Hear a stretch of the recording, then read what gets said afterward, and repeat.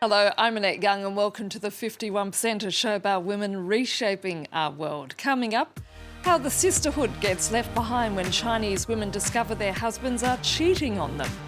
Also, fashion forward. We meet the woman who's determined to get the world of fashion to move in an environmentally sustainable direction. And the young singer who captured the hearts of many in Afghanistan by becoming the first woman ever to reach the final of Afghan Star. But we begin in China, where when a woman finds out her husband is cheating on her, she takes matters into her own hands, but not in the way you might expect. To save their marriages, many Chinese women are now enlisting the help of so-called mistress hunters, whose job is to take down the other woman. Unka Ula has more. In Shanghai, when a woman's husband is cheating on her, she'll often turn to Ming Li. Welcome to the largest mistress dispelling agency. Divorce in China is still taboo, and many women face destitution if they leave their husbands, who often support them financially. The blame then falls on the mistress. Ming Li dedicates her life to tracking down mistresses and convincing them to break off their affairs. It all starts with a consultation. Li is helping a woman in her 40s whose husband is cheating on her. She asked not to be identified. My first instinct was to file for divorce. But then I thought about it, talked to friends, and decided to save my marriage. How can I help you? I'd like you to break up my husband and his mistress. To get her wish, the woman needs to be prepared to pay the price. The entire operation can cost tens of thousands of dollars. Then Li's team gets to work. The agency employs 300 agents across the country, anti-divorce investigators who are ready to go to far lengths to save their client's marriage. Yu is one of the most experienced mistress hunters. He's been doing this for 5 years. He's one of our best experts. He's even willing to sacrifice himself so the mistress develops feelings for him instead of her married lover. The idea is to create a new identity to lure the mistresses. We find excuses to call them or to pretend we accidentally run into them. The point is we need to build a relationship with them. That relationship can vary, from full-on seduction to posing as a confidant who convinces the mistress to break up with her lover. Part of their strategy is also to rent out apartments near the mistresses. This Shanghai apartment is just below the apartment of a woman they are tracking. Each time the woman leaves the building, we can see her from here. It's great. The investigators learn that the mistress likes animals, so they got a dog to help start conversation. They have 2 strategies to deter her. Either we hire a handsome actor, more handsome than our client's husband, who can seduce the mistress, or we make it worth her while to move to a different city by finding her a good job. But while Li's strategies sometimes border on camp, other agencies take a more aggressive approach. Some publicly humiliate mistresses or beat them until they agree to break up with their lovers.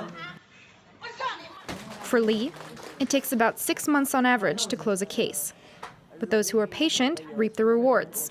The agency has a 90% success rate. Now, it's the second worst industry when it comes to pollution. It also has an appalling reputation when it comes to fair work practices. I'm talking about the business of fashion, which is worth some $3 trillion a year. But one woman is determined to change things. Christina Dean is the founder of Redress, a Hong Kong-based NGO that seeks to promote environmental sustainability in the fashion world, and she joins me now from London. Christina, thank you so much for being with us. I just want to ask you, what made you set up Redress? When I started Redress 10 years ago, China had 16 out of the world's top 20 most air-polluted cities. And more recently, China's pollution map has absolutely hit through the roof. 61% of China's groundwater is now classified as unfit for human touch, and 20% of their soil is too contaminated to grow crops. We have 450 cancer villages in China as a result of the manufacturing boom that's basically helped the GDP, but is also seriously damaging people's health there. Now, you said buying a dress is like eating a Big Mac, and you've just outlined there what happens in China. But what impact is it having across the globe? Just a couple of years ago, we were producing 100 billion new garments a year, which was double from the year 2000. Now, what's actually happened is that because consumers are buying so much, because the price point has come down so much, we are wasting more and more clothes, and ultimately we're putting more and more pressure on the environment, which is having dire social and environmental impact, not just in China, which is the famous garment manufacturer of the world, but increasingly in other countries in Asia. What's happened over the last few years is that as China's minimum wage has increased, and so too have the costs of production in China, much of the fashion industry at the cheaper end and much of the sort of garment cutting stage has moved out to other countries in Asia. And many of those countries have got some of the most corrupt governments in the whole world.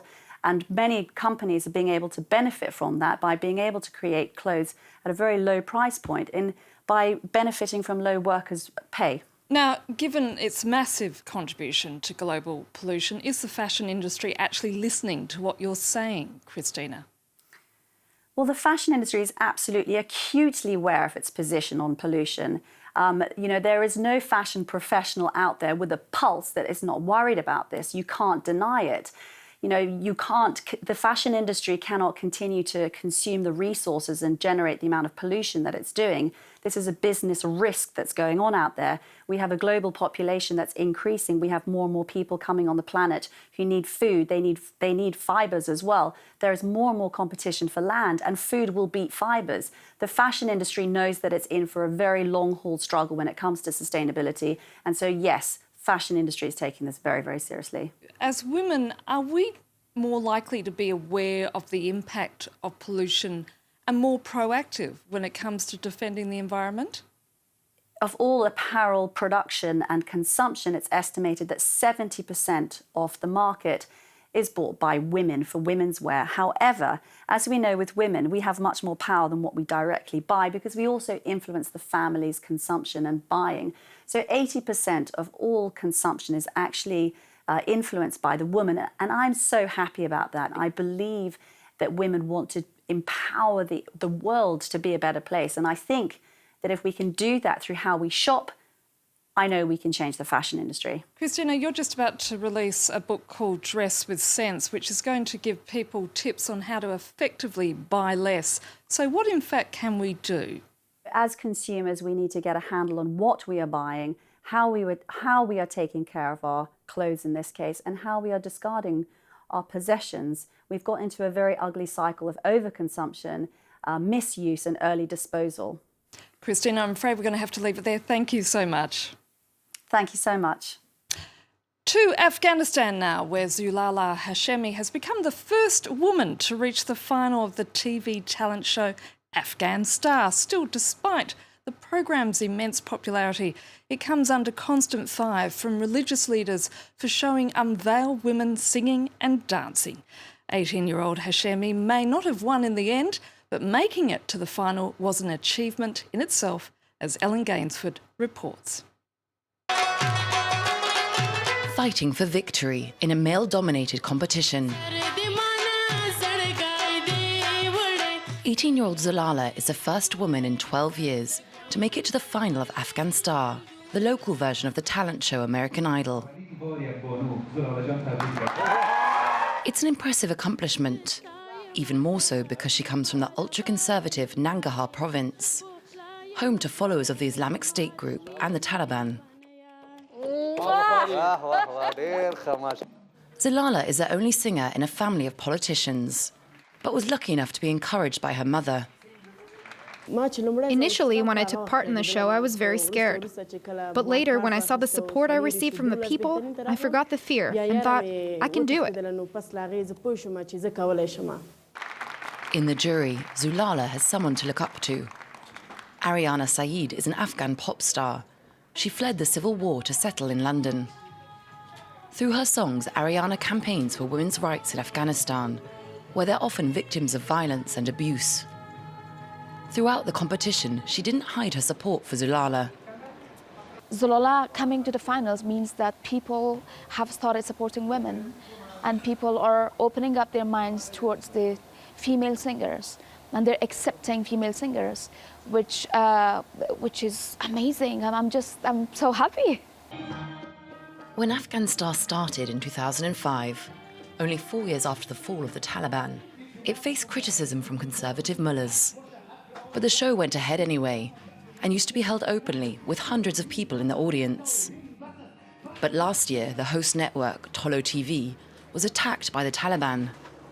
Since then, the show is held in a compound, under tight security and with limited guests. We as Tolo TV always try to help people, to develop, to help people raise their voices and to help people entertain, because we are the only entertainment source in this country. Under the spotlight, change is underway. From just a couple of female contestants in the first few seasons, this edition saw more than 20 women enter. If luck and voters are on Zulala's side, she may become the first girl to make it to the top. And that's it for now. And if you'd like to comment on what you've just seen, you can head to our Facebook page. That's France24.51%, or do send us a tweet at _51%. Thanks for your feedback so far, and please do keep those comments coming in. So until our next show, bye for now.